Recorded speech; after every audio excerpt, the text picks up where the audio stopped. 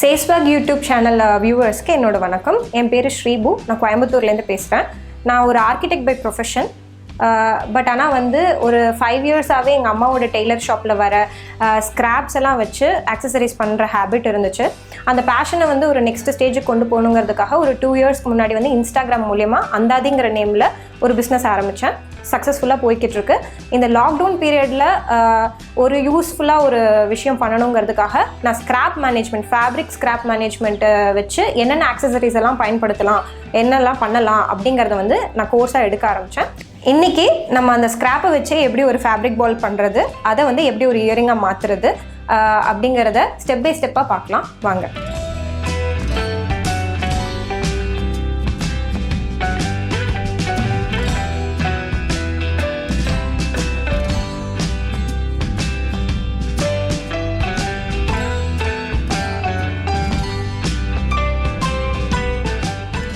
So இன்றைக்கி நம்ம பார்க்க போகிறது ஒரு ஃபேப்ரிக் ஸ்க்ராப் பால் ஹேங்கிங் இயரிங். இதுக்கு என்னென்ன மெட்டீரியல்ஸ் எடுத்து வச்சுருக்கேங்கிறத பார்க்கலாம். நான் ஒரு காட்டன் கலம்காரி மெட்டீரியல் எடுத்து வச்சுருக்கேன். அது போக கட் பண்ணதுக்கப்புறம் மிச்சம் வர ஸ்க்ராப்ஸ் எல்லாம் கொஞ்சம் எடுத்து வச்சுருக்கேன். நீங்கள் எப்போவுமே அந்த கட் பண்ணிவிட்டு தூக்கி போட்டுறாதீங்க. அதை சேவ் பண்ணி வச்சுக்கோங்க. லேட்டர் நிறைய ப்ராடக்ட்ஸ் இதில் பண்ணலாம். எம்ப்ராய்டரி த்ரெட்ஸ் நான் 6 எடுத்து வச்சுருக்கேன். 4 ஒரே கலர்லேயும், 2 இன்னொரு கலர்லேயும் எடுத்து வச்சுருக்கேன். ஸோ கொஞ்சம் மிக்ஸ்டு கலர்ஸ் கொடுத்தா இன்னும் நல்லா இருக்கும்னு சொல்லிட்டு சிசர்ஸ், நீடில் அண்ட் த்ரெட், அதுக்கப்புறம் இயர் ஹூக்ஸ். இது உங்களுக்கு நிறைய கலர்ஸ்லேயும் கிடைக்கும். நான் சில்வர் எடுத்திருக்கேன். ஸோ இப்போ எடுத்துருக்கிறது இந்த ஃபேப்ரிக் 10 சென்டிமீட்டர் இந்த சைடில் லென்த் இருக்குது. நான் இதை 2ஆக மடிச்சுக்கிறேன். 5 சென்டிமீட்டர் பை 5 சென்டிமீட்டர் பாக்ஸாக கட் பண்ணிட்டேன். இதில் நம்ம சர்க்கிள் கட் பண்ணி எடுக்க போகிறோம். உங்களுக்கு வேணும்னா நீங்கள் சர்க்கிள் வரைஞ்சிட்டு அதுக்கப்புறம் நீங்கள் கட் பண்ணிக்கலாம். நான் மார்க் பண்ணாமல் நான் வரைகிறேன். நீங்கள் மார்க் பண்ணிவிட்டு கட் பண்ணிங்கன்னா உங்களுக்கு இன்னும் கம்ஃபர்டபுளாக இருக்கும். ஸோ இது 5 சென்டிமீட்டர் டயாமீட்டரில் கட் பண்ணி எடுத்து வச்சுருக்கேன். இந்த ஸ்க்ராப்பையும் ஆல்ரெடி எடுத்து வச்சுருக்கிற ஸ்க்ராப் கூட நீங்கள் சேர்த்திக்கோங்க. இந்த மாதிரி எப்போவுமே ஸ்க்ராப் சேர்த்திக்கோங்க. ஸோ எடுத்துருக்கிற இந்த ஸ்க்ராப்பை நான் 2ஆக டிவைட் பண்ணிக்கிறேன். ஸோ இந்த எடுத்துருக்கிற ஸ்க்ராப்பை நீங்கள் என்ன பண்ணுறீங்கன்னா ப்ரெஸ் பண்ணி ஒரு பாலாக நீங்கள் கன்வெர்ட் பண்ண போகிறீங்க. இந்த டெய்லரிங் த்ரெட் இருக்கு இல்லைங்களா, ஸோ இதை நம்ம சுற்றிட்டே வரப்போகிறோம். இது சுற்றுறதுனால என்ன ஆகும்னா இந்த வெளியே இருக்கிற ஃபேப்ரிக்ஸ் எல்லாம் ஒட்டுக்கா ஒரே பிளேஸில் பால் மாதிரி ஆகிடும்.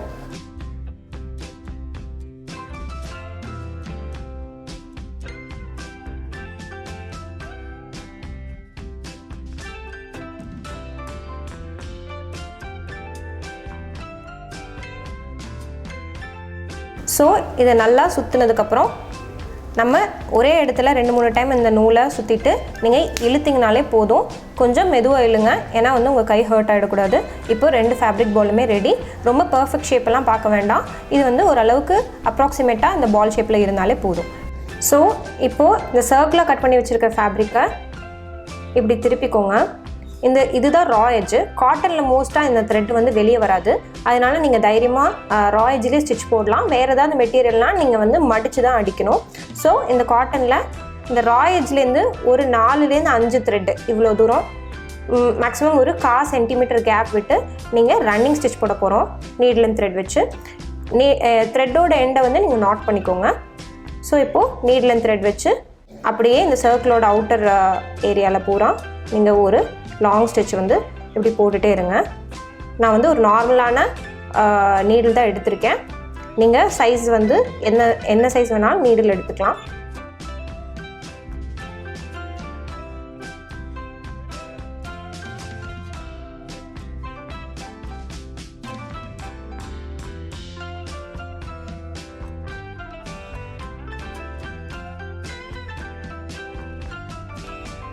ஸோ இப்போ நம்ம முக்கால்வாசி தைச்சிட்டோம். இந்த இடத்துல ஃபினிஷ் ஆக போகுது. ஸோ நான் எங்கே ஆரம்பிச்சேனோ அங்கேயே நீடில் எடுத்துக்கிட்டேன். இப்போ இன்னும் கொஞ்சம் சுருக்குனிங்கன்னா உங்களுக்கு ஒரு பாக்கெட் மாதிரி ஆகும். இந்த பாக்கெட்டில் தான் நம்ம பண்ணி வச்சுருக்கிற இந்த ஃபேப்ரிக் ஸ்க்ராப் பாலை உள்ளே போட போகிறோம். போட்டதுக்கப்புறம் நீங்கள் திருப்பி இந்த நீடில் த்ரெட்டை ஃபுல்லாக சுருக்கிடுங்க. இப்போது பண்ணி வச்ச ஸ்க்ராப் பால் கவர் ஆகிடும். கொஞ்சம் உங்களுக்கு லூஸாக தான் இருக்கும். இந்த லூஸாக இருக்கிறத நீங்கள் இன்னொரு ஸ்டிச்சு போட்டிங்கன்னா சரியாயிடும். இப்போது அந்த ஸ்டிச்சையும் நம்ம போடலாம்.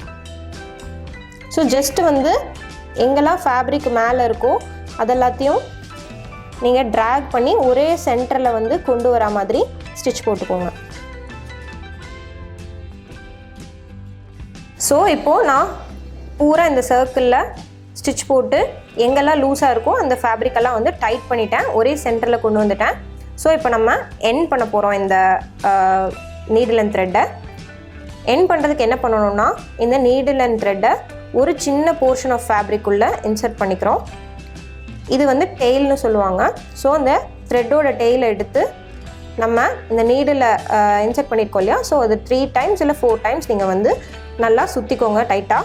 ஸோ இதை பிடிச்சிட்டு நீடில் மட்டும் வெளியே புல் பண்ணிடுங்க. இது வந்து ஒரு நாட் ஃபார்ம் பண்ணிடும்.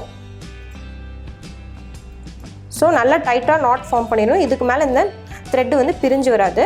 பட் இருந்தாலும் நம்ம ஒரு சேஃப்டி பர்பஸ்க்காக திருப்பி அந்த நீடில் அண்ட் த்ரெட்டை வேறு இன்னொரு பிளேஸில் வந்து குத்தி வெளியே எடுத்துட்டு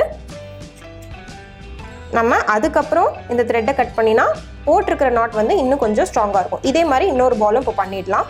ஸோ நம்ம இப்போது 2 ஃபேப்ரிக் பாலையும் முடிச்சிட்டோம், நல்லா கம்ப்ளீட் பண்ணிட்டோம்.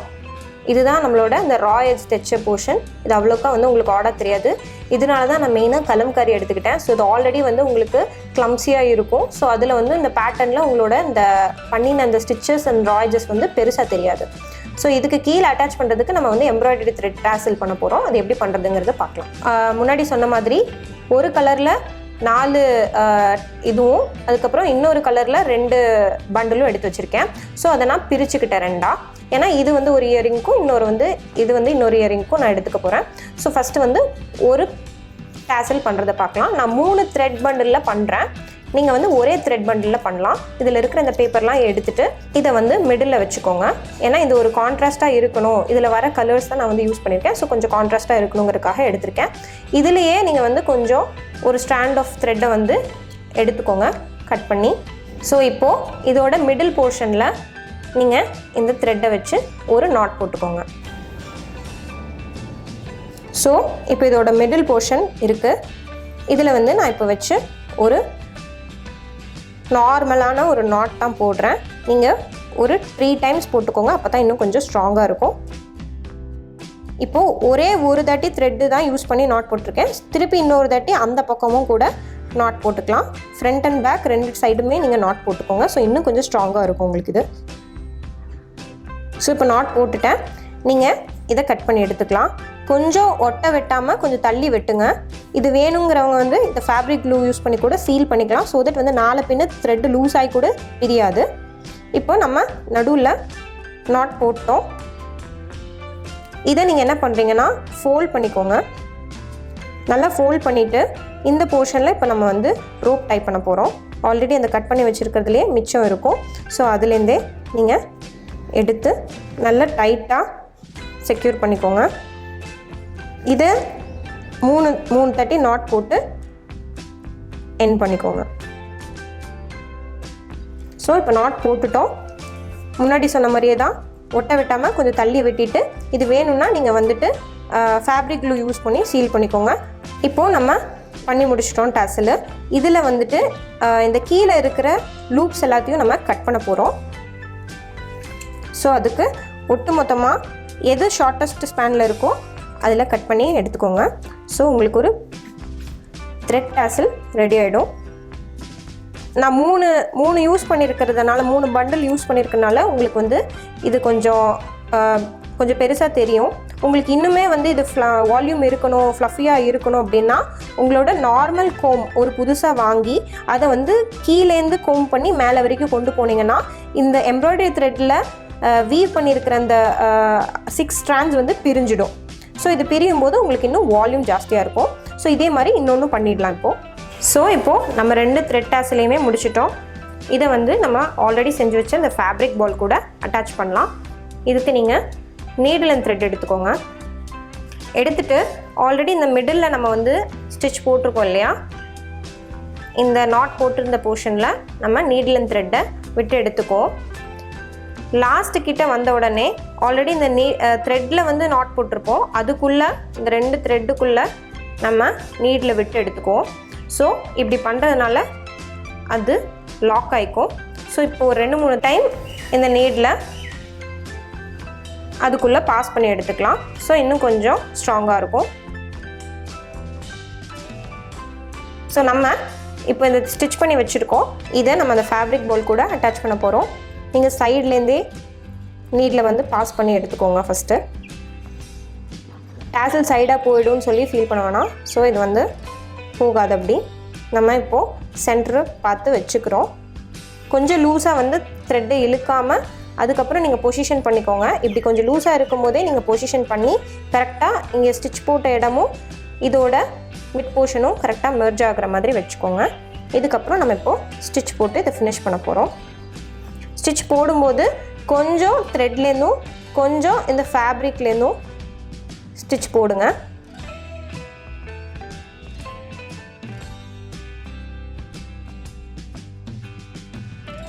இப்படி ஒவ்வொரு தட்டி ஸ்டிச் போடும்போதும் கொஞ்சம் ஃபேப்ரிக் கொஞ்சம் வந்து அந்த த்ரெட்டுக்குள்ளேயும் விட்டு நீங்கள் எடுத்துருங்க.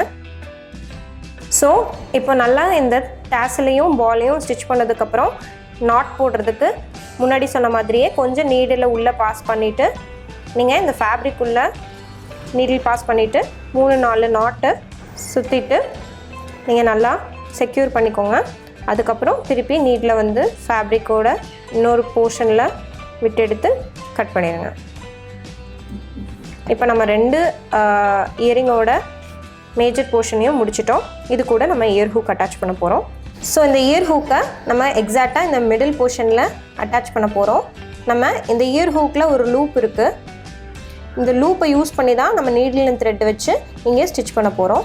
எப்படி ஸ்டிச் பண்ணுறதுன்னு இப்போ பார்க்கலாம். நீடில் அண்ட் த்ரெட்டை நாட் போட்டு எடுத்துக்கோங்க. ஃபஸ்ட்டு வந்து இந்த பாலோட சென்டர் போர்ஷனில் நீங்களே வந்து எதுங்கிறது அசியூம் பண்ணி நீடில் அண்ட் த்ரெட்டை எடுத்துக்கோங்க. ஒரு 2-3 டைம்ஸ் வந்து அந்த மிடில் போர்ஷன்லேயே செக்யூர் பண்ணிக்கோங்க. அதுக்கப்புறம் நீங்கள் வந்து இந்த இயர் ஹூக்கில் இருக்கிற லூப்பில் பாஸ் பண்ணி ஸ்டேபிளாக வச்சுக்கோங்க. இப்போ நீங்கள் வந்து ஒரு ஸ்ட்ராங்காக ஒரு ஸ்டிச் போட அது வந்து நின்றுக்கும். ஸோ நின்னதுக்கப்புறம் நீங்கள் கப்புள் ஆஃப் டைம்ஸ் சேம் போர்ஷனில் நீங்கள் அந்த லூப்பை இன்னும் ஸ்ட்ராங் பண்ணுறதுக்காக யூஸ் பண்ணிக்கோங்க. ஏன்னா இப்போ ஒரு த்ரெட் வச்சு தான் அது நின்றுட்டுருக்கு. நீங்கள் ஒரு 4-5 டைம் அந்த த்ரெட்டு வந்து அந்த லூப்பில் பாஸ் பண்ணிங்கன்னா இன்னும் நல்லா ஸ்ட்ராங்காக இருக்கும். ஸோ இதை பண்ணி முடிச்சதுக்கப்புறம் ஆல்ரெடி எப்படி நம்ம நாட் போடுறதுக்கு கற்றுக்கிட்டோமோ அதே மாதிரி இங்கேயும் இதே ஃபேப்ரிக்கில் கொஞ்சமாக எடுத்து நீங்கள் நாட் போட்டுடலாம். ஸோ இப்போ நான் வந்து ஒரு 5-6 டைம் அந்த லூப்பையும் அந்த ஃபேப்ரிக் பாலையும் நான் சேர்த்து வச்சு ஸ்டிச் போட்டேன். ஸோ இது ஸ்ட்ராங்காக இருக்கும். இப்போ இதை நான் எண்ட் பண்ண போகிறேன்.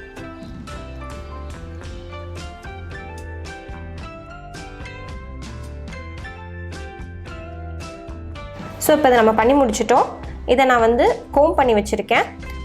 இது பூராமே வந்து ஃபேப்ரிக் அண்ட் த்ரெட்டில் தான் இருக்குங்கிறதுனால நீங்கள் வாஷ் பண்ணலாம். வாட்டர் ஸ்ப்ளாஷ் கூட இருக்கலாம், ஒன்றும் ப்ராப்ளம் கிடையாது. ரெயினில் கூட போட்டுட்டு போகலாம்.